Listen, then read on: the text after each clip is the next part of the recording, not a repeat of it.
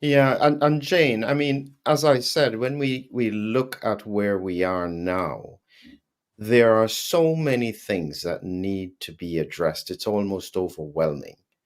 Hmm. I've heard you mention that principle of the truth and reconciliation, learning the lessons from South Africa. Tell us again what you think we could do. What I've been thinking is, as Christian's been talking, is what this issue more than anything does is shine a light on human nature.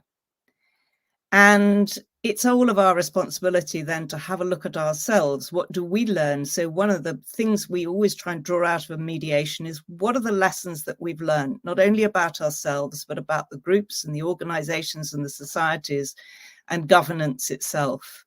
And I think it's all of our responsibility not to just say, well, let's move on, but to say, what did we learn from this about ourselves, about human nature? Because there are certain elements where we may think that we belong to a civilized society, but we don't. We are not civilized towards you. We're not civil towards each other in these times. And how, therefore, can we learn from that? And I think, Philip, it is about coming back to understanding what principles we want to live by, what values we want to live by. When we group together and we form groups and we form societies and organizations, and when we elect our politicians, what principles do we want to be governed by? What values do we want to be governed by? This is up to us because we hold those organizations, those representing us in government, we should hold them to account, and we don't. We can't be bothered. And so we do have to take a hard look at ourselves as well as a civilized or a society which ought to be civilized and say, are we? And if we're not, can we form some kind of movement that looks towards, yes, you've mentioned the truth and reconciliation. That was an important thing to say, let us reckon, let us acknowledge what we did here and how do we learn from that and move on. And it's not a one-stop shop, it's a continual thing. We have this sort of, as humans, we are ego driven, we have human nature, as we form together in groups and organizations, some of our worst characteristics come out, and we have to keep looking at that and moving beyond it. But it's not something we do once and done. We have to keep on doing that day after day. Yeah, it's difficult and difficult issues that we have to face, and this is part of the reason why I wanted to bring it up, because I suspect I was listening to the news recently, and I was seeing that they were calling for the leadership of certain universities to be taken down because they didn't like what they said. And I'm thinking, we really don't seem as though we have learned much from the pandemic. We're doing the same kinds of things over and over again.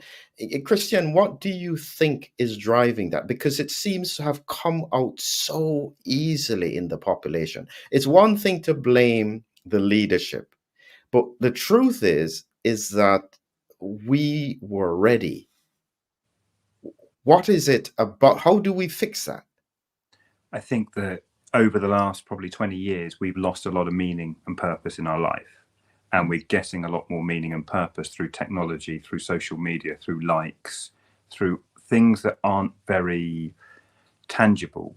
And so people are wanting to have a finding, they're wanting to be in tribes more, they're wanting to have an enemy quite a lot. So I think that a big thing that's happened over the last sort of three, probably in my time, where I really started to see it was through Brexit and the 2016 election. I really saw this complete split in the public.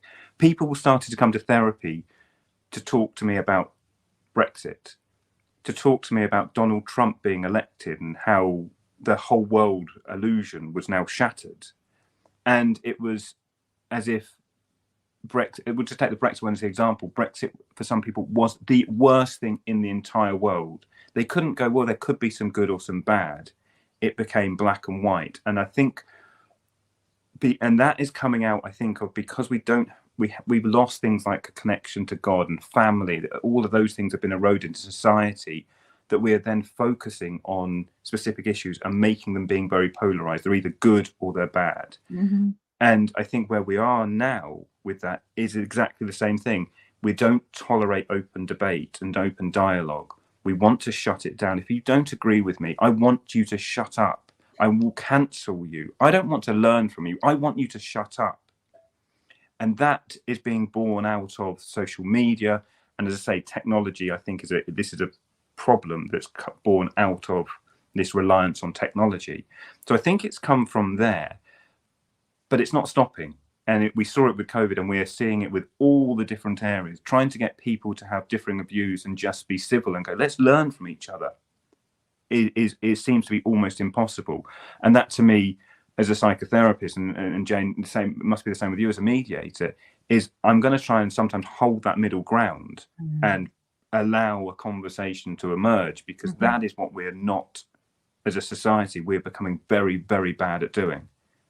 Is there any way to train this, Jane? Yeah, you're right, Christian. People can't seem to have civil discussions anymore and differences of opinion.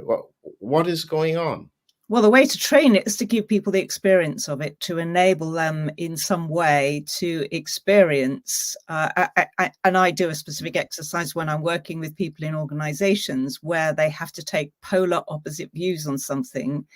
And then they have to explore that by then digging deeper to express their needs, their interests, their fears, their concerns, their beliefs that underpin that. So we have a model that we work with in mediation that says, mostly we operate from our positions, from our narratives. Under that lies a whole wealth of information, which we never bother to question or explore.